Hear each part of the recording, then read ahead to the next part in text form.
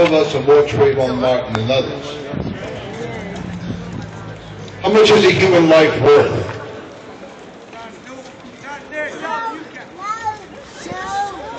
There's a U.S. GI who just shot down 17 people in Afghanistan.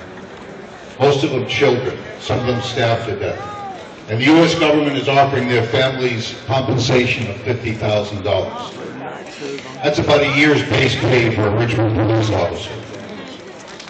Thomas Hainsworth did 27 years in the Virginia prison system for a crime he didn't commit.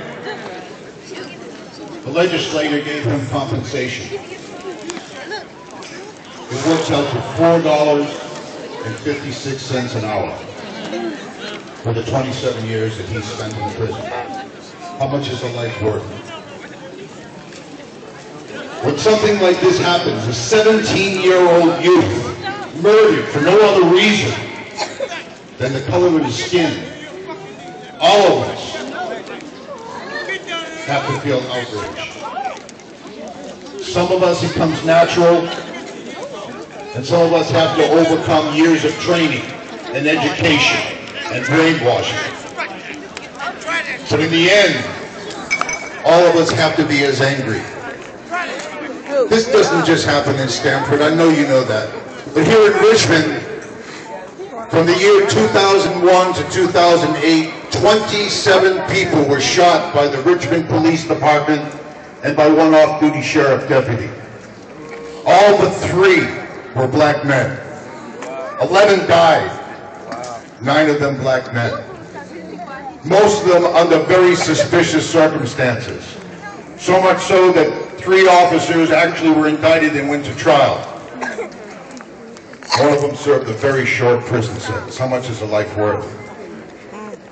We haven't had a fatal police shooting in Richmond since 2008 because there was a tremendous community struggle led by the NAACP, the Defenders, the Nation of Islam, a group called Youth for Social Progress that had rallies and demonstrations and petition drives and forced the state to pull back.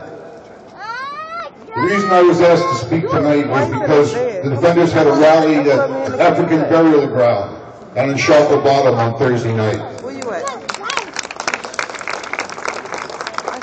And I'm sorry I have reservations about VCU because we fought for years to get this university to take its damn parking lot off the African burial ground.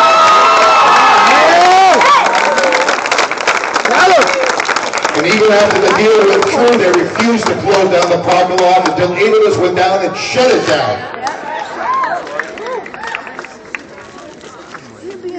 Someone once said, you have to speak truth to power, and power conceives nothing without a struggle. My message on Thursday night was to the white sisters and brothers who came out. And that was that when you see an incident of harassment, of the police pulling someone aside because of the color of their skin, and you know that's what it is, that you don't go home and pop a beer or something else and tell your roommates what a terrible thing you just saw. And I suggested that people should stay there and observe what's going on. And when the police tell you to move on, you move back 5 feet and you say, I'm not interfering with you in the performance of your official duties. I'm just observing you according to the Constitution of the United States. Yeah, we got a cheer on Thursday night. And then I went away for the weekend and I came home late last night and there was a message from a Facebook friend of mine, a young woman named Jordan, who I met in the Occupy movement. And she said, you know, I listened to what you said the other night and I took it to heart. And my stomach sort of went cold. The next night, it was a Friday night, she was on her way to a party. And she said she saw a group of police officers that stopped 3 young black men and they were searching their car. And dressed up for a party and apparently all by herself, she decided to stop. She got out of the car, she pulled out her camera and she started filming the police.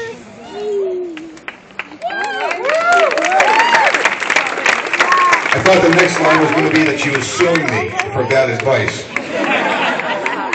But she said the officers stopped and started talking to each other gave the 3 men back their IDs, stopped the search, and asked them if they needed directions. Okay. There's no one to help us but each other. Right. This government is not going to get us out of this economic crisis, Democrat or Republican.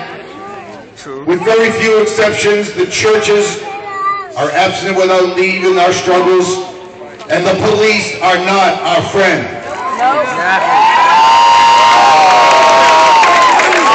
We're joined together. And those who are not oppressed by the color of their skin must realize that their first responsibility is to support those who are oppressed by the color of their skin. That's the basis for unity.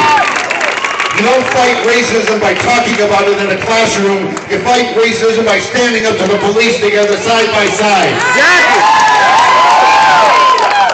We need unity or we are dead. Thank you, sisters and brothers. Thank you. No justice, no peace. No justice, no peace. No justice, no peace. No justice, no peace. Thank you. Thank you. Double lady, I'll give it up for one more time.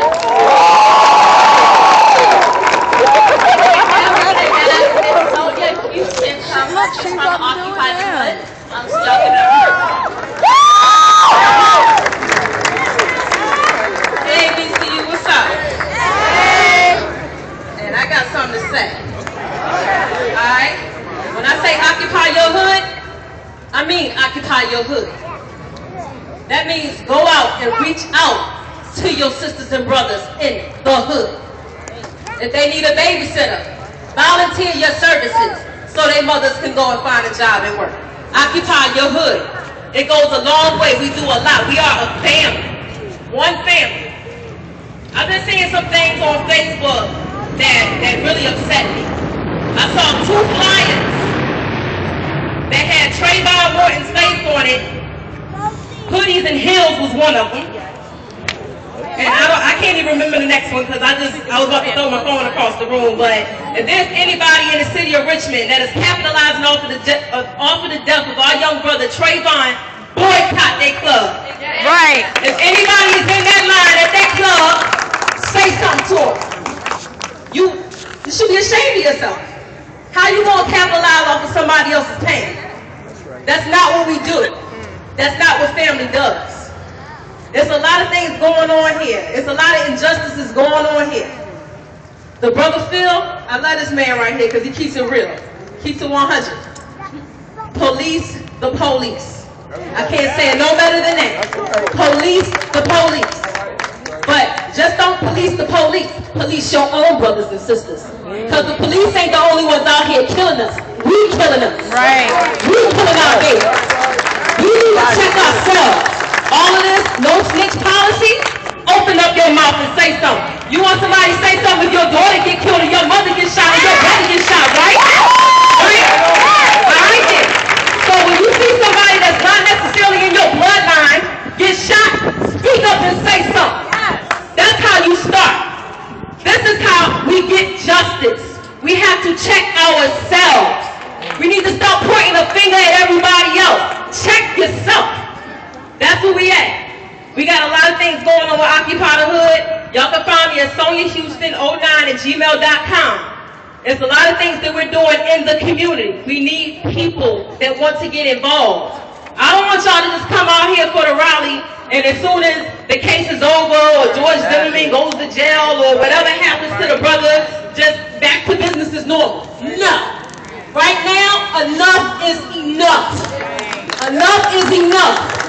Take this time right now to step up and have your voices heard. Keep moving. Keep pressing on. I don't care how sleepy or tired you get. Our ancestors was in the heat walking for miles. You don't know what time it is. You don't know what time it is. Go hard. Go hard or go hard. I'm done.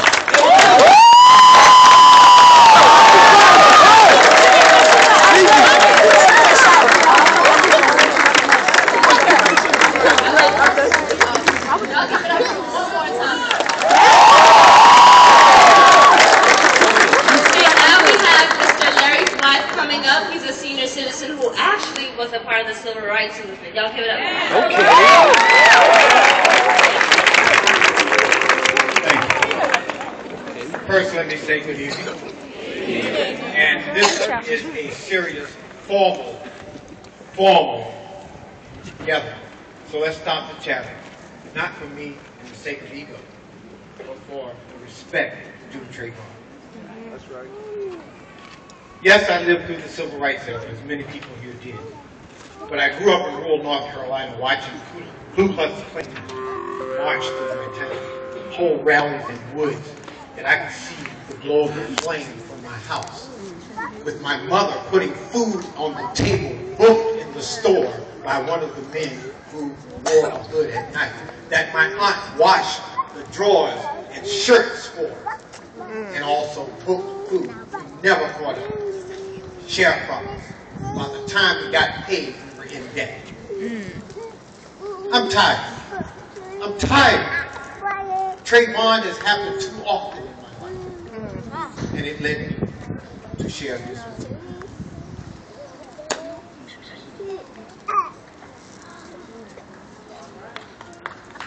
You see, there are bylaws and clauses, and rejects and clauses, all found dealing with truth. There are additions and deletions, incompetence and completion, all created by the one true God. That's why I'm quickly with paper to paper. I can't wait. Why I find it personally, I must speak and repeat if necessary to help stamp out all forms of hate. Just a form of thinking I think that truly takes us higher. We must cringe at the sight of Satan at night, for the lost souls does not heed the Bible.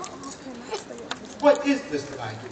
And why do I, so wantonly, so willingly, and so often with you, while acting as if I have nothing that's all positive to say?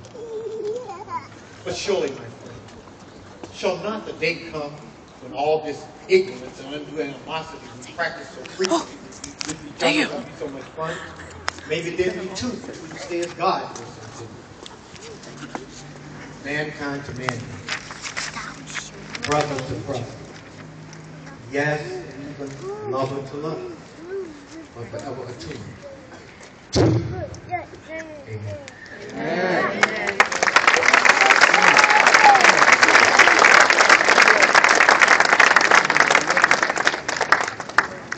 Thank you. And our next person is Tracy Muhammad from the Nation of Islam. Can you give it up to him?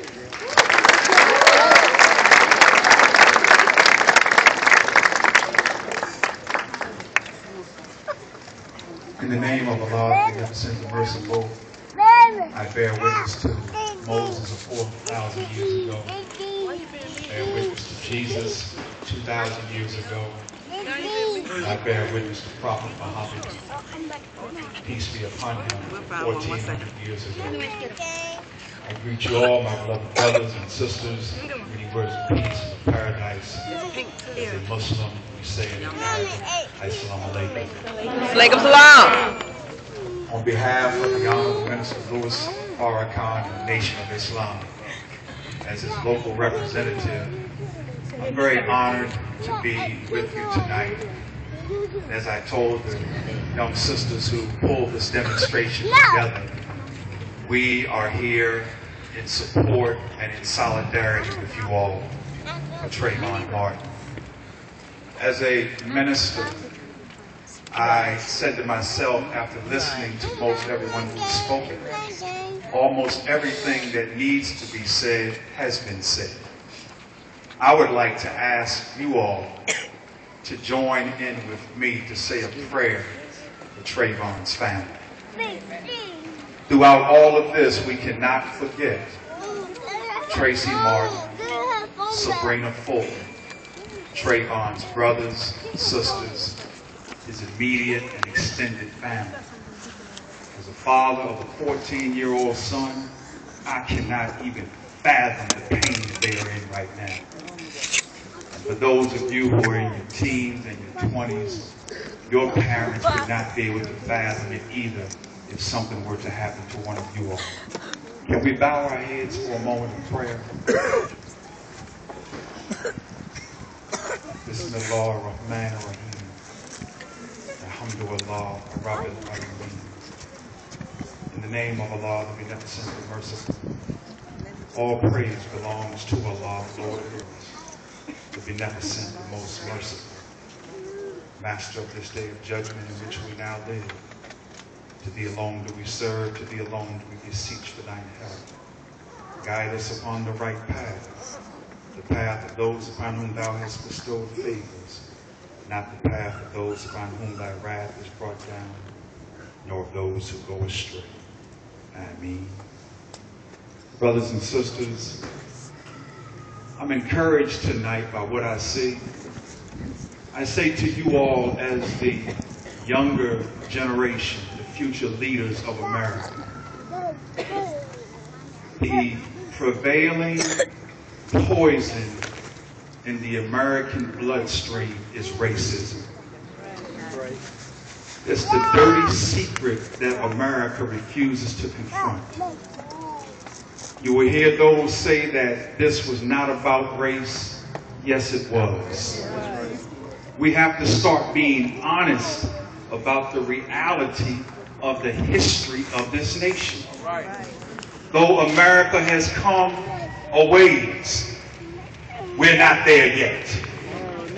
And you all have to continue, as you have demonstrated tonight, to speak truth to power. Though you are here on one of the most greatest, fabulous institutions of higher learning in America, do not be lulled to sleep by the false promise that this country offers you. Your presence here tonight demonstrates that you are more than just those who are here to get an education and go out to corporate America and beg for a job. You all have come tonight to stand for one of your slain brothers, and you have to continue to